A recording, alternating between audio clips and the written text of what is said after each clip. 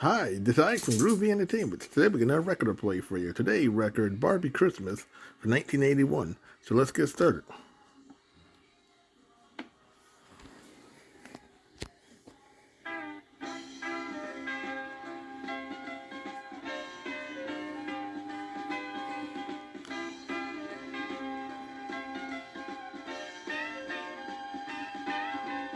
Christmas with Barbie. Christmas with Barbie. Can you think of any better way to spend a happy holiday than sharing the good times, sharing the fun? So won't you come along with us because the party's just begun? Christmas with Barbie. Christmas with Barbie. Is there anywhere you'd rather be than gathered round the Christmas tree, sharing the laughter, sharing the fun? So won't you come along with us because the party's just begun? Let's spend Christmas with Barbie. After all the months of waiting, Christmas with Barbie. Now the time for celebrating.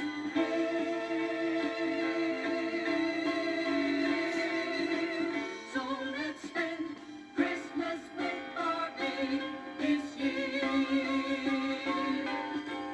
Christmas with Barbie. Christmas with Barbie. Can you think of any better gift than to spend the 25th laughing with Barbie, singing with Barbie? What a perfect way for the year to end with a friend like Barbie. So let's spend Christmas with Barbie. After all the months of waiting, Christmas with Barbie. Now the time for celebrating here. So let's spend Christmas with Barbie this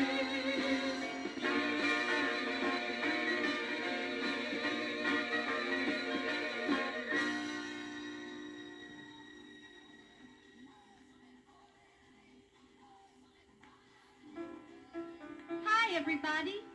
This is Barbie. We all know that Christmas is a special holiday, but I'd like to tell you about one Christmas that was very different from any other I've ever had. It began simply enough on Christmas Eve. Ken and I were wrapping presents. Well, Barbie, do you think Scott will like this gift? It's a toy rocket with an astronaut inside. Looks pretty real, doesn't it? It sure does. Oh, I know he'll really like it. You know how much he likes space toys. And how about this gorgeous doll I found for Skipper? Isn't she beautiful in her white gown? Hey, I've got an idea. Why not put Scott and Skipper's presents under the tree unwrapped?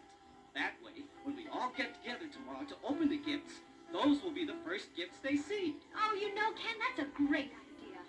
Besides, I'm tired from all the shopping we did today. Me too. I think I'm going to start home. I'll see you tomorrow, Barbie. Bye. Good night, Ken, and Merry Christmas. A few minutes later, I went upstairs to my room. It had been a long day, and I was very tired. The room was a little stuffy, so I opened the window just a bit to let in some fresh air. The bed was so soft that it didn't take me long to fall into a deep sleep. That's when the dream began. This dream was different from any dream I had ever had before. The colors were so bright that it hardly seemed like a dream at all. I know I was still asleep, but I remember opening my eyes and looking around the room. But I wasn't in my bedroom. I was downstairs in the living room under the Christmas tree. And the strangest part of all is that I was very small. The Christmas tree towered overhead as tall as a skyscraper.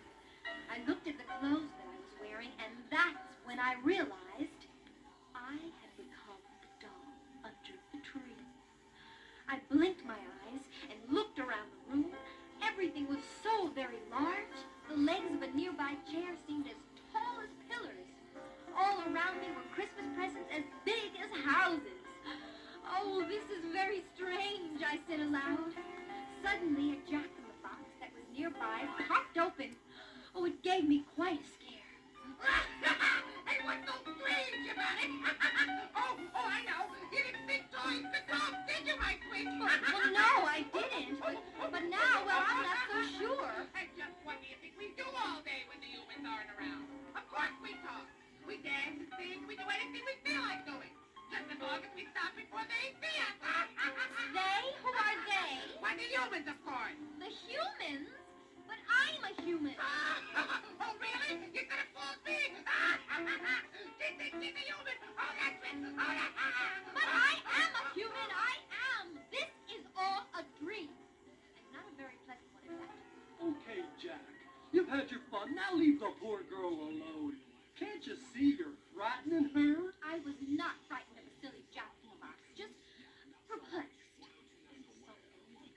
Well, dream or not, here you are. So as long as you're here, you may as well enjoy yourself.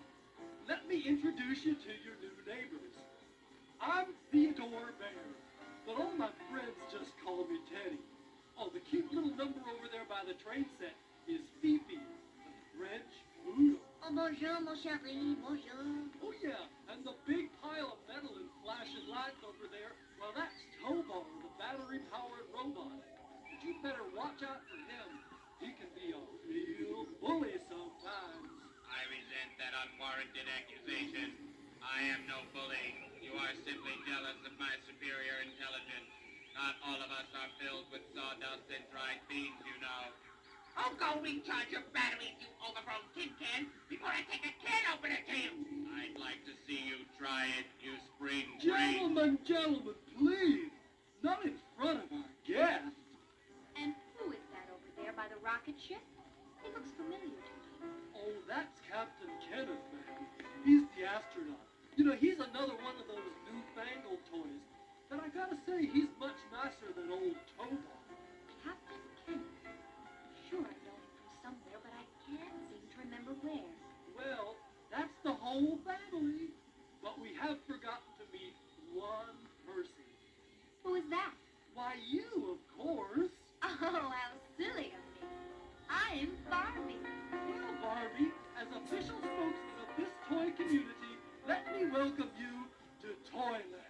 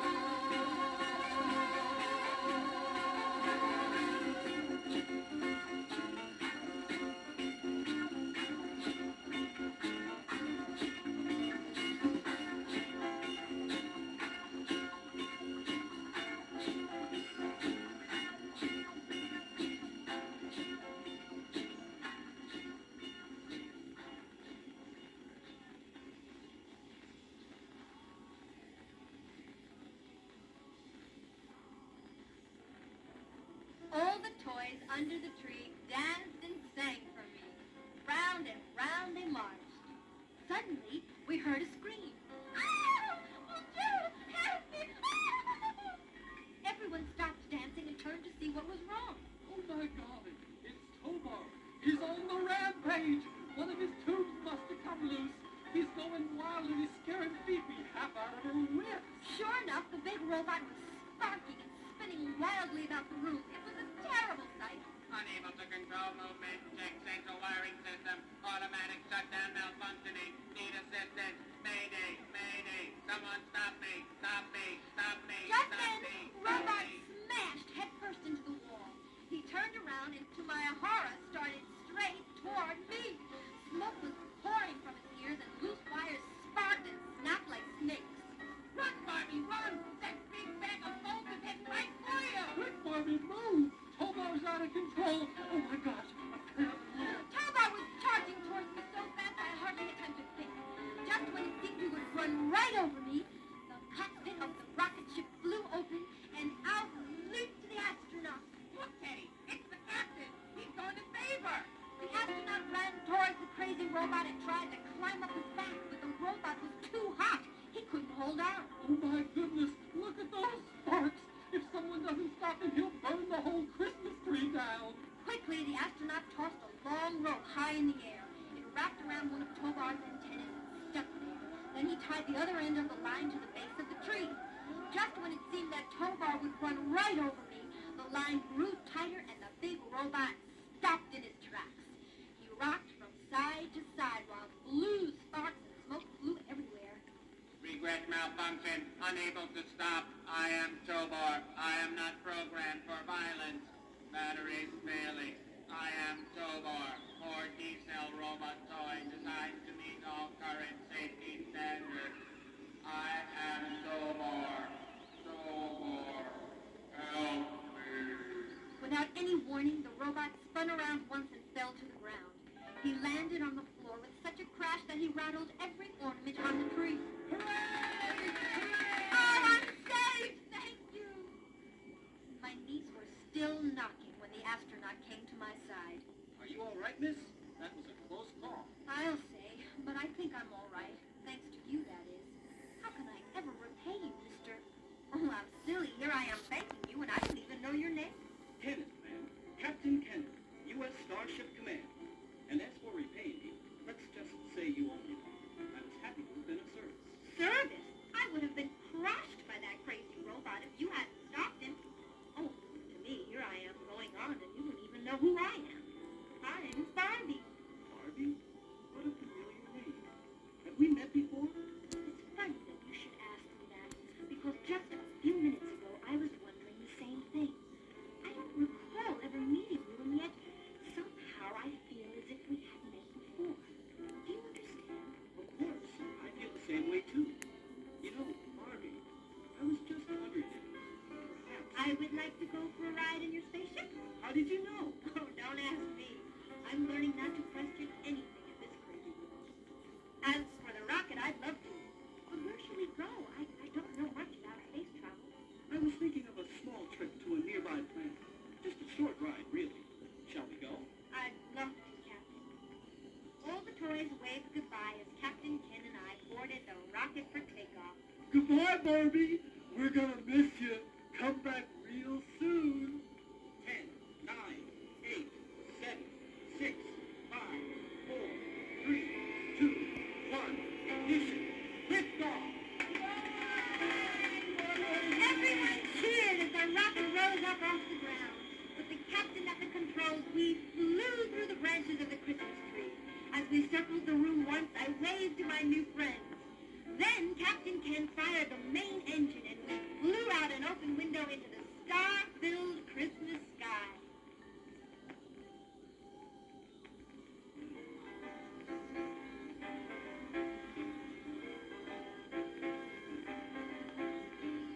We've hardly spoken, we've never met.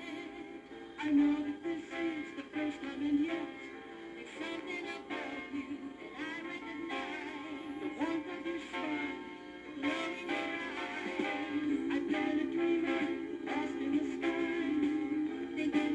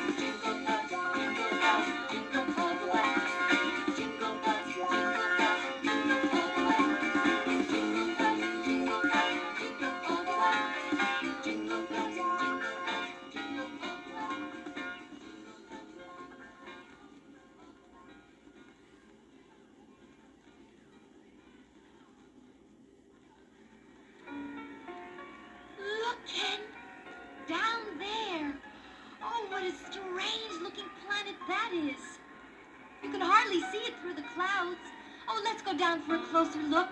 Do you know its name? That's Arcticana, frozen, solid as a rock. Frozen? What about the people who live there? How do they stay warm? They don't. The only people left are the Snow Queen and her army of icicles. Everyone else is gone. The Snow Queen is not the friendliest monarch in this corner of the galaxy. We should keep our distance. Well, tell me a little more about this planet. Has it always been so cold? Oh no, there was a time when it was as warm as Earth. Really? What happened? Did it shift its polar axis? No, it's much simpler than that. For years, the people of Arcticana had all the heat they needed. They had great underground deposits of oil and gas. You know, fossil fuels left over from another time when it was warmer. But rather than conserve them and use them wisely, the people wasted their fuel on large cars and overheated buildings, till one day they just ran out. That's when the Snow Queen took over.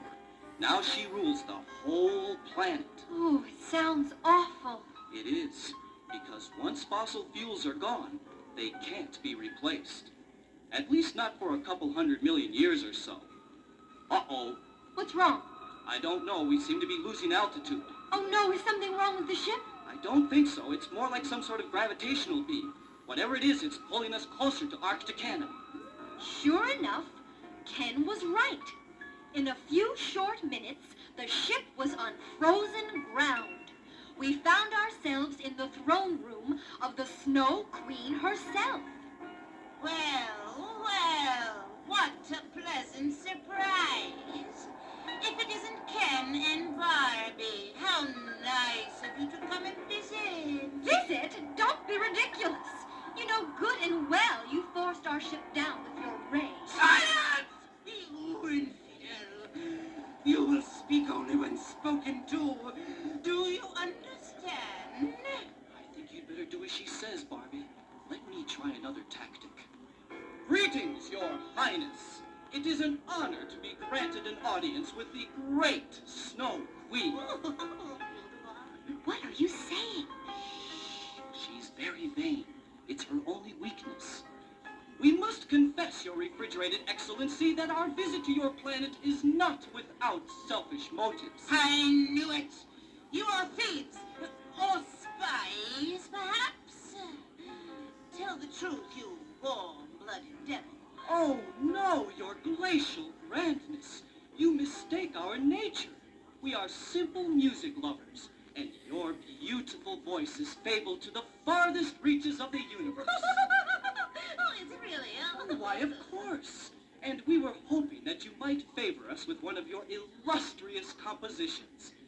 She has the voice of a penguin, but at least if she's singing, she won't be after our heads.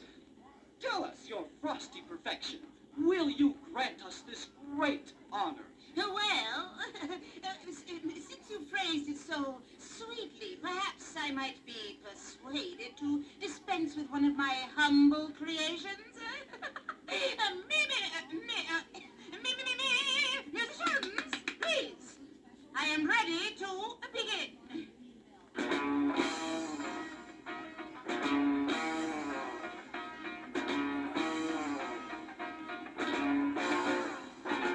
I like iced coffee. I like iced tea. I like ice cold snowmen and the snowmen like me.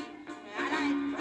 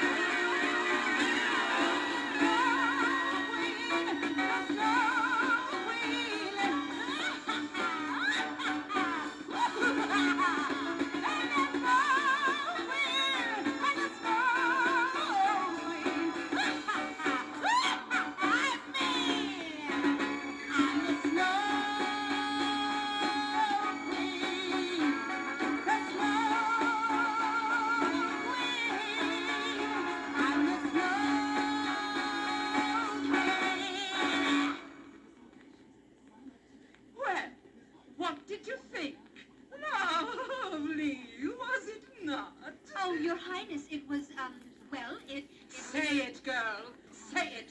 It was awful. Someone's got to tell you the truth. Now you've done it. I'm sorry, it just slipped out, but she was terrible. Forgive her your sub-zero supremacy. What she meant to say was... Her meaning was more than clear. Well, my sweet young thing, if you didn't like my singing, perhaps you'll like my hospitality better. Guards! Guards! Seize these two at once and take them to the deep freezer for safekeeping. Quick, Barbie, let's make a run for it. This way, and fast. Quickly, Captain, Ken, and I ran past the Snow Queen and her guards. We ran through the frozen corridors of the ice castle and out into the snowy hills that led to the rocket ship. By now, the snow was falling hard. When Ken and I finally reached the ship, it was almost buried in ice and snow. Right behind us, in cold pursuit, came the evil Snow Queen and her guards. We could hear them getting closer by the minute. After them, you icicles! Hurry, Barbie, get inside the ship before those overgrown popsicles catch up with us. If we don't take off soon, we'll be stuck in this ice and we'll never be able to leave. I don't know about you, but I don't feel like spending the rest of my life in cold storage. We leaped inside the rocket ship and slammed the hatch shut behind us. Okay, now, strap yourself in, good and tight. This could be a pretty rough takeoff. Are you ready? Ready as I'm ever going to be. Let's go for it. We felt a rumble as Ken fired the first rocket. The big ship rattled and shook, but it didn't take off. Oh, no, I was afraid of this. We must be frozen to the ground by all this ice. The engines don't seem to be strong enough to break loose. Well, we've got to do something. I hear the Queen and her guards getting nearer. Can't we fire the engines all at once? That would break up the ice for sure. It's too dangerous. It could break the ship in two pieces. Then we would really be out in the cold. Oh, we have got to think of something else. I've got it. Why not drain off some of the hot water from the ship's cooling system onto the ice? Perhaps it might melt enough ice to free us. What do you think? It's risky, but it's worth a try. I just hope we'll have enough water to keep the ship from overheating on the flight back to Earth. Ken pushed the water ejection button and hot water poured out onto the ice. We both held our breath as he fired up the big rockets once again. As we looked out the window, a huge cloud of steam rose up around the rocket as the powerful engine strained against the ice. Suddenly there was a loud cracking sound, and in an instant the ice gave way. The rocket lifted up off the snowy ground and soared through the gray clouds that surrounded the frozen planet. I've got to hand it to you, Barbie. That was fast thinking under pressure. You probably saved both our lives. Well, Captain, that makes us even. Remember when you saved me from Tobar? You said I owed you one. I just evened up the score. Now, how long will it take us to get back? It's almost Christmas morning, and if we're not back under that tree, I know two kids who are going to be awfully disappointed. It shouldn't be too long now. Oh, by the way, before we get back, I have something to give you. It's a little trinket I picked up as we were leaving the Snow Queen's castle. I thought you might want it as a souvenir. Ken handed me the most beautiful necklace I had ever seen.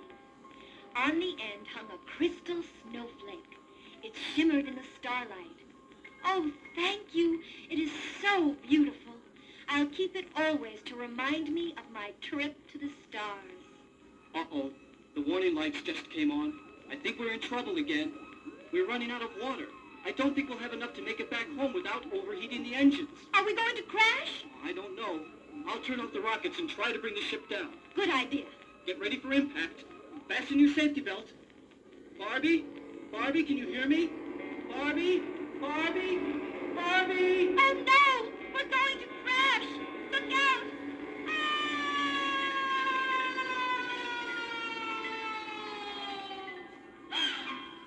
Suddenly, I opened my eyes and sat straight up in bed. I was back in my own room. It had all been a dream. No wonder I dreamed about a frozen planet, I thought. I had left the bedroom window open all night long. I walked over to the window to shut it. When I looked out, I saw a beautiful sight. During the night, a big snowstorm had arrived and left behind piles and piles of fluffy white snow. Everything ice glistened in the morning light, just like it had in my dream. Later that morning, Skipper, Scott, Ken, and I all gathered around the Christmas tree to share our gifts with one another. Scott thought the spaceship that Ken gave him was terrific, and Skipper just fell in love with the doll I gave her. Finally, it was my turn. Here, Barbie. This is for you. Ken handed me a small box wrapped in shiny silver paper. They say nice things come in small packages. I hope you like it. Oh, I know I will. Carefully, I opened the package and looked inside. To my amazement, there was a necklace exactly like the one I had received in my dream. I picked up the crystal snowflake and held it in my hand. Ken must have seen the shock on my face. What's the matter, Barbie? Don't you like it? Of course! I love it! It's just that, well, I'd tell you, but you'd never believe me. I think I'd better just keep it to myself as my very own Christmas secret. Thanks, Ken, for making this the most wonderful Christmas of my life.